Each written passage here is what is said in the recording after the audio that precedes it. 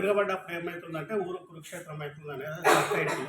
యాక్చువల్గా ఈ నవల 1950-56 సంవత్సరం మధ్యలో ఖమ్మం గ్రామాలలో జరిగిన ఒక సాంఘిక చరిత్రను రికార్డ్ చేసింది. మనకు మీ అందరికీ తెలుసు, తెలంగాణ పోరాటంలో చాలా విషయాలు నవలలో రికార్డ్ అయ్యాయి.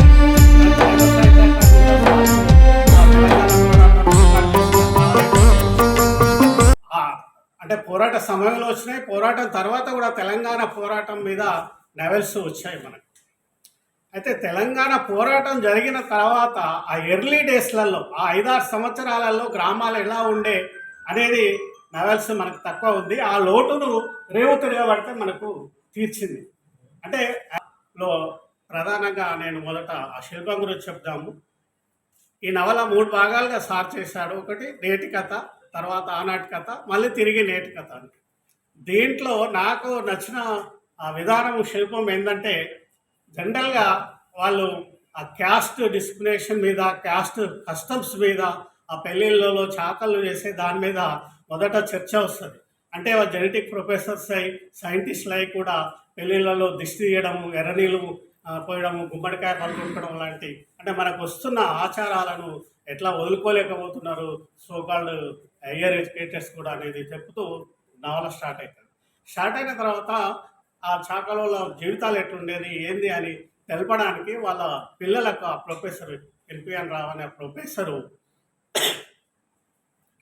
వాళ్ళ పూర్వీకుల చరిత్ర చెప్తాడు.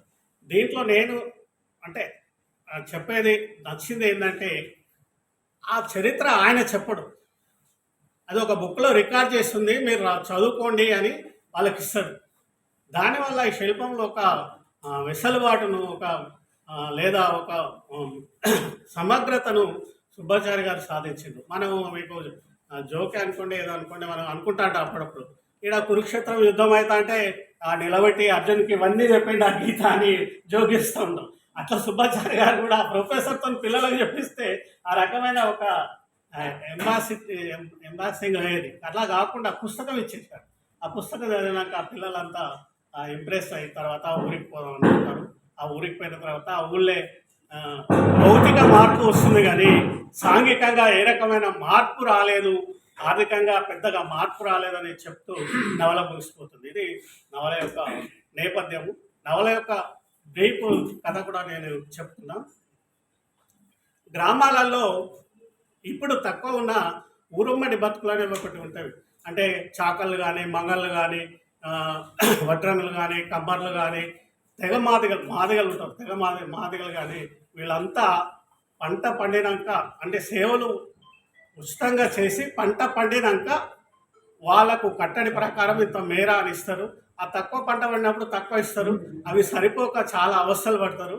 ఆ జీవితాలను చిత్రిస్తూ వాళ్ళు వాళ్ళ కట్టడిని, వాళ్ళ మేరను ఒక్కొక్కసారి భిక్షమని కూడా అంటారు. ఆ భిక్షాన్ని ఎలా పెంచుకుంటారనేది నవల యొక్క ప్రధాన ఇతివృత్తము.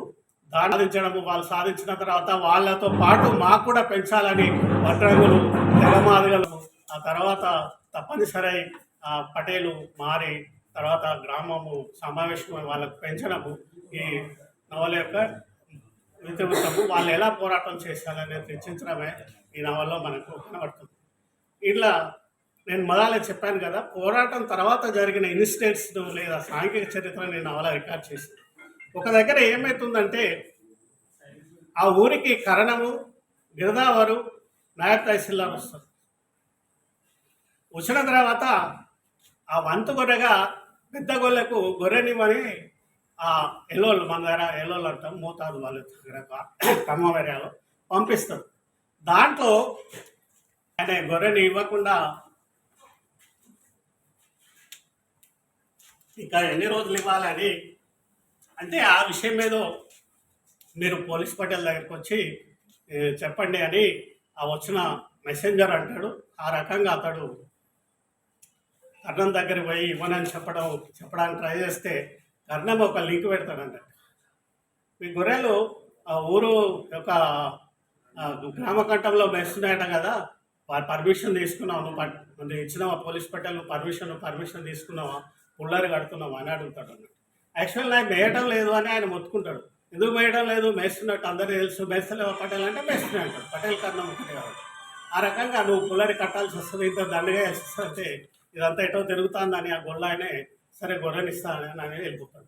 గొర్రెనిస్తాను పోతుంటే మళ్ళీ కర్ణం వెనుకో పిలిచి ఇప్పటికి వంటకు ఒక గొర్రెని, మేము పోయేటప్పుడు ఇంటికి ఒక గొర్రెని పంపమంటాడు. అంటే ఎదురు తిరిగితే ఏమైందంటే ఇంకోటి ఎక్కువ దండగా పడ్డది, ఇంకోటి ఎక్కువ దండగా పడ్డది, కానీ తప్పనిసరి ఇస్తాడు.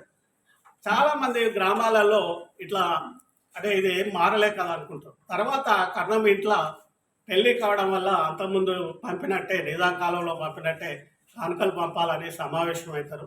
అంతకుముందు కానుకలు మరి పని వాళ్ళు ఇవ్వకపోయేది కదా, ఈసారి పని వాళ్ళకు కూడా వేస్తానమని అని అంటారు. దాని మీద బాగా చర్చ జరుగుతుంది. ఈ నవల ఒక కాడ ఏమవుతుందంటే, అరే ఇది మనము ఎన్నుకున్న ప్రజాస్వామ్యం కదా, ఎన్నుకున్న ప్రభుత్వం వచ్చింది, అది వచ్చింది కదా, ఏం మారింది అని, ఇది ఎట్లా జరిగింది అంటే, మనకు తెలంగాణ పోరాటం చెప్పేటప్పుడు చెప్తా ఉంటారు.